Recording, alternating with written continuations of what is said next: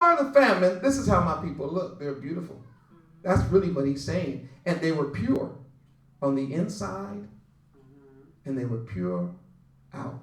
We would say it like this. They were pure inside and out.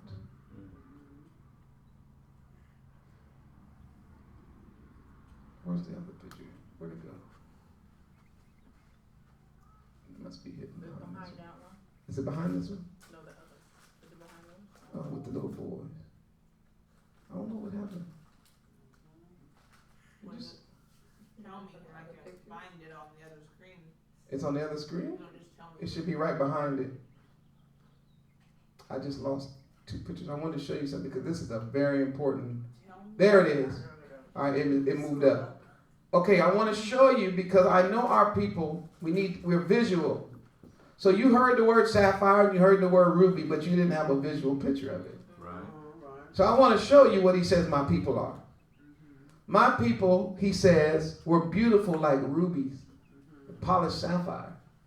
So again, if you see these two boys right here, the two little kids, that's ruddy.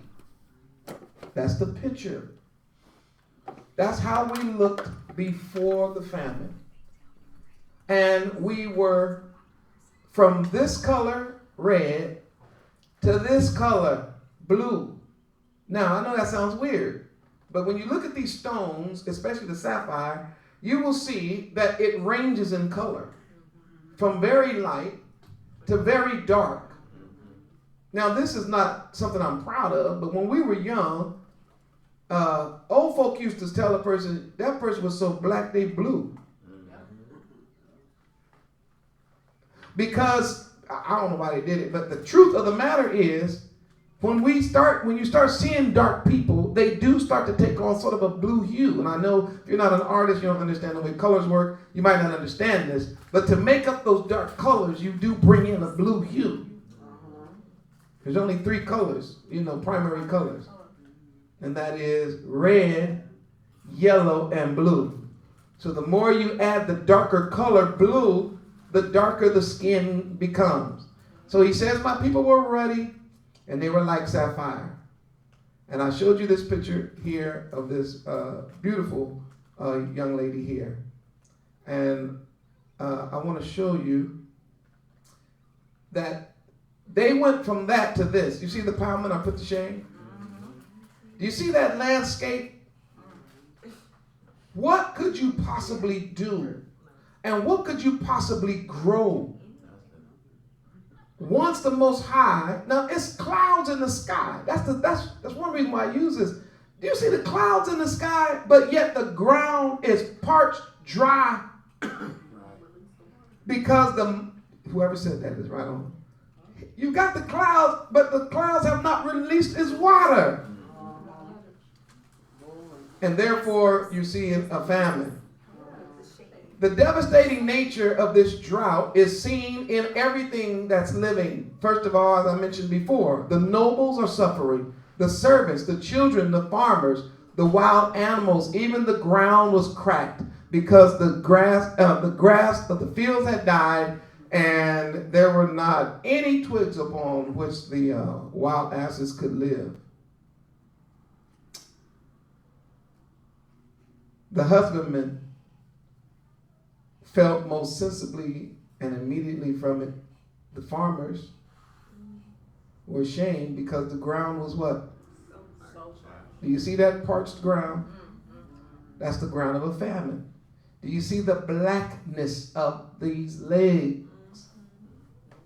And do you see the bottom of their feet? Black unto the ground. That's the picture. You didn't need to even, you couldn't even plow the ground. It was so. Here's another picture. And there was nothing for them to do because, if you're a farmer and your ground looked like this. Now what ground are we talking about, Zion?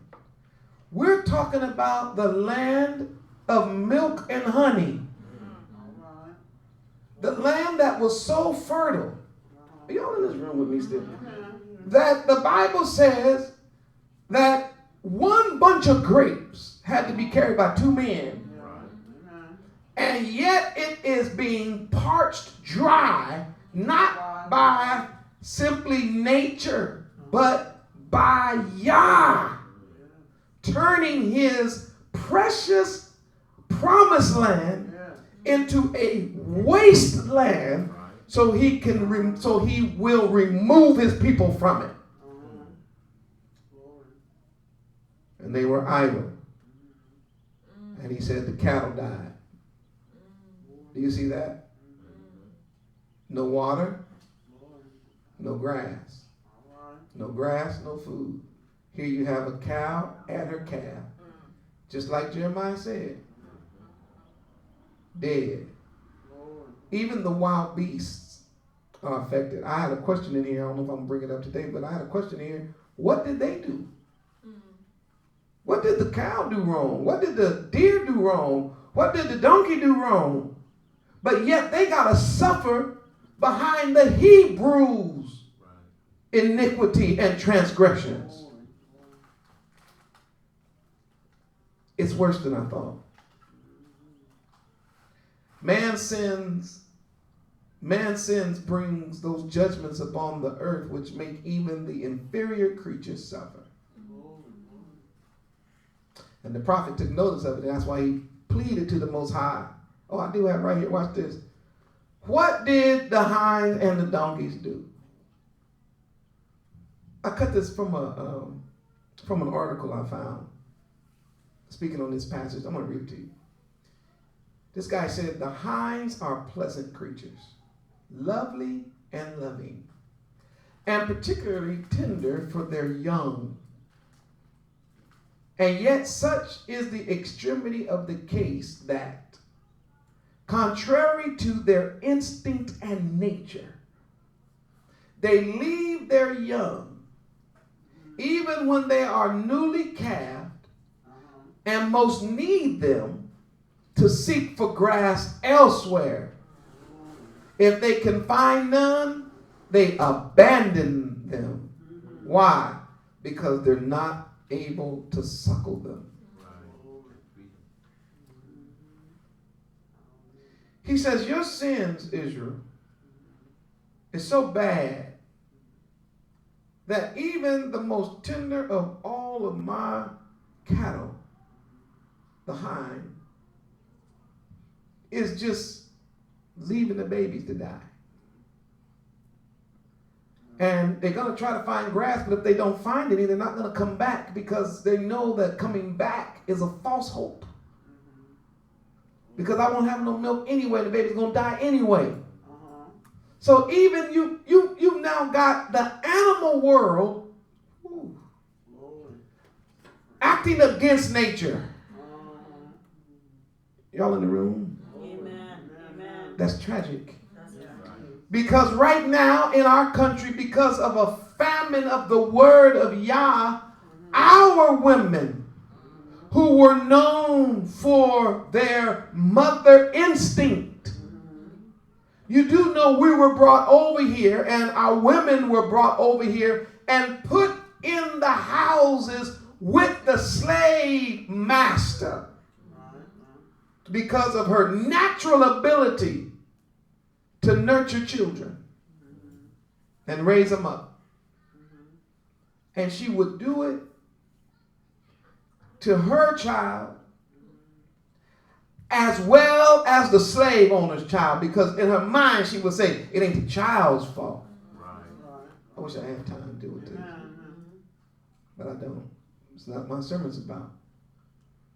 But you know it's something wrong when that woman becomes the leader per capita of abortion. You know that's something wrong with that.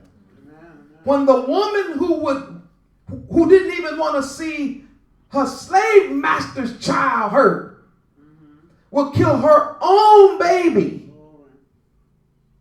Oh, there's a picture of it. You know it's wrong. You know it's wrong for her psychologically to be put in a situation where she would off her own kid. That's got to be a result of a famine. And I'm not talking about now just a famine of water and food. I'm talking about there's a famine going on if that's happening to a woman, let alone a cow or... I spent a lot of time on that. Oh, I'm just showing you. It's there. We did it. But now we kill our kids. And I'm just saying it's something that's happened. It's against our nature. Let me get to where I was trying to get to, though. Here we go. The precious sons and daughters of Zion are compared to fine gold. You see the color on this woman? Now I'm hoping that my other pictures are here. Yeah. Do you see the color on this woman here? That is the color of our people. We range in color. And it's beautiful when it's healthy. It's beautiful before the famine. It's beautiful before the judgment.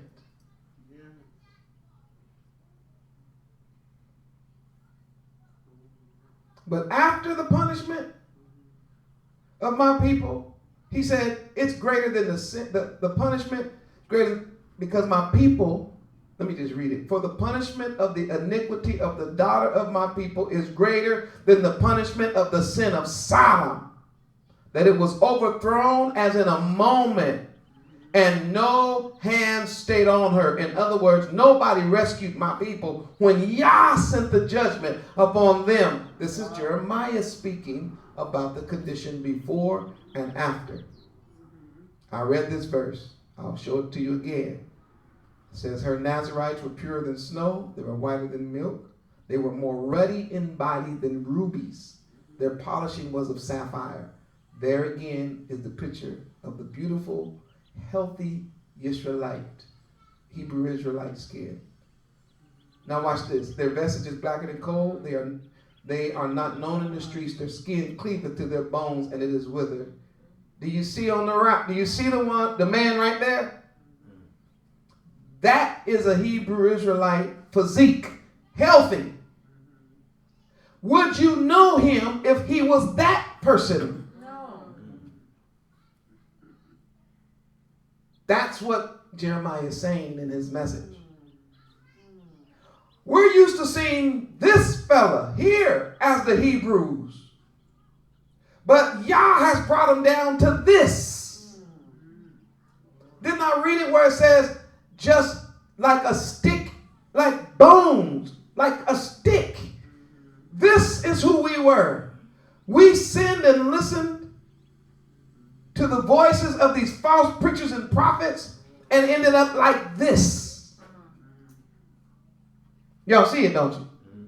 Hold on. How about this?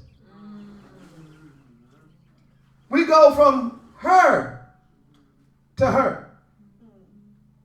Would you know her if she was looking like this? If you saw, would you know that was her? Y'all get the point? So Jeremiah says, I'm looking at the most beautiful people on planet Earth.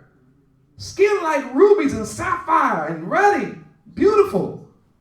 And Yah is bringing them down to this. He says, and it's killing me on the inside. To this. How you go from this to this? Because of your sin? Because you want to have Asteroid services and Easter egg hunts? And you want reindeer and Santa Claus? Are you kidding me? And your preachers keep saying, oh, everything gonna be all right. Pastor put chopped honey and some for them collard greens with that fat bag in it. Matter of fact, put me a big old hunk of fat bag in my bowl. And the prophet, like me, trying to tell my people, hey, stop the foolishness because Yah is not playing and he's getting ready to do this to us again. Oh, it's been to happen. You do know the word said 2/3 will perish. Now somebody say, well, Ray, what you going to do about it? I'm doing all I can. I'm hollering, I'm preaching, trying to get somebody to turn. But I tell you this one thing, and I want you to hear me well.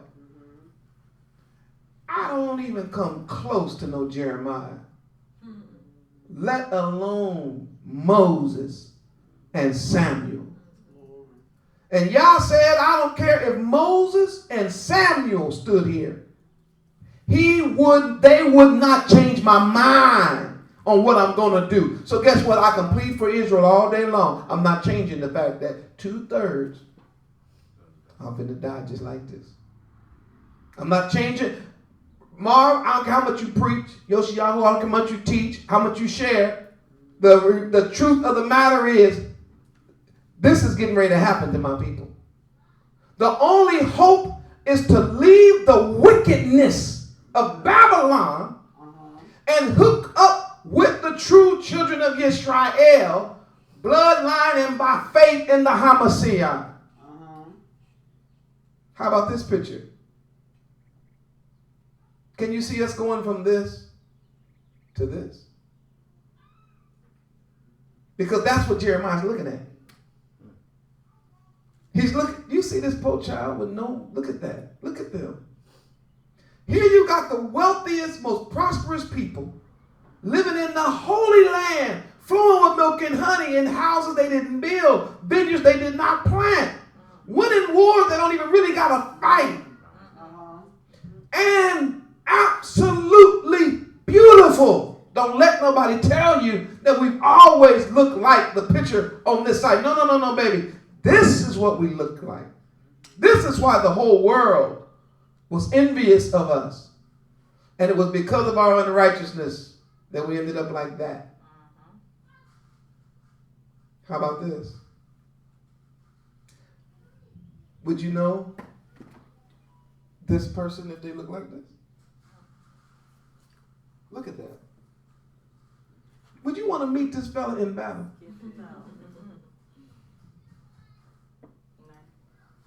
Do you see his eyes? Where have you heard that description? For Hamashiach. His eyes were like flames of fire. Ain't that the color of fire?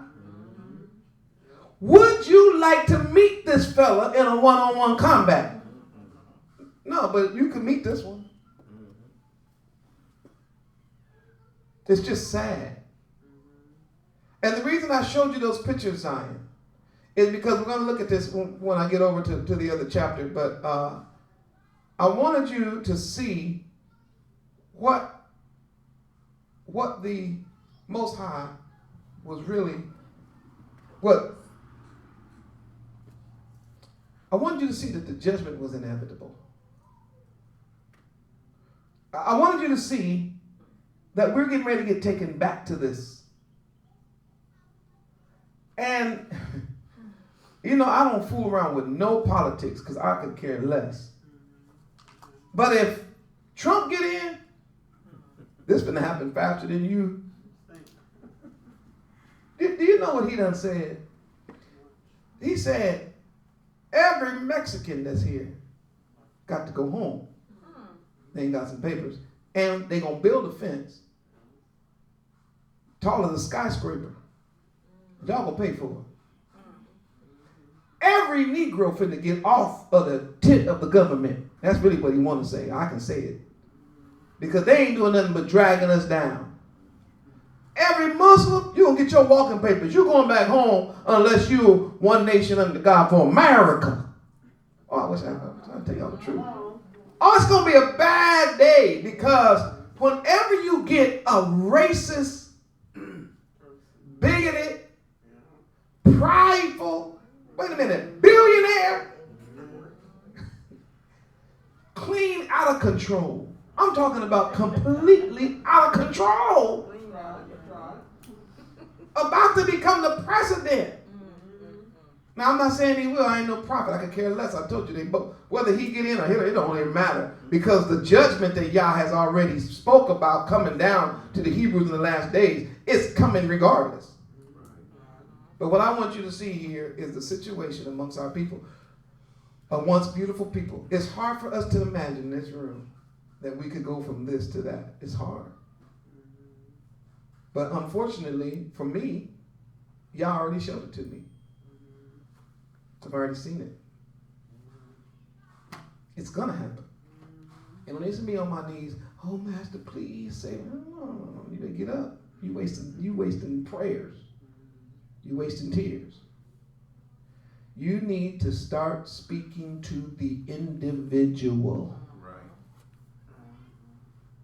Because the nations are too far gone. It's worse. What is our hope? Whew. Only hope is to turn back to Torah. Turn back to this Bible. Walk in his ways. Keep his laws, statutes, and commandments. Follow him in spirit and in truth. And let the light so shine before men. That's the only hope. And it won't be by the nations. I told you, they're going. It'll be by individuals. And I don't know who's coming in and I don't know who's not coming in. That's not that particular job, responsibility is way above my pay grade. All I can do is pray for the remnant of the house of Yisrael. Because one day, our crucified and resurrected King, Yahushua HaMashiach, is coming back. He's going to have a flame of fire in his eyes. Y'all saw that brother I had on the screen.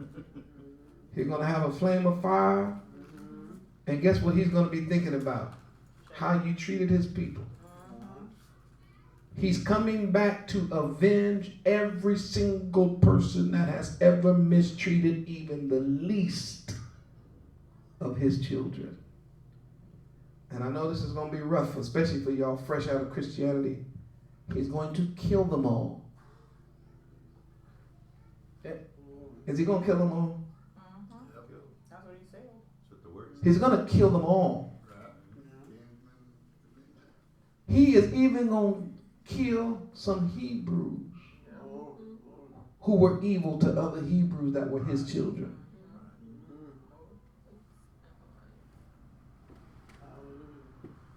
I don't want to be on the wrong side of my Hamashiach. I want to be on the right side. But I'm not dumb enough to think that if that judgment's not coming, y'all bow your heads, I'm through for the day. Think about this. Is judgment coming? Yes.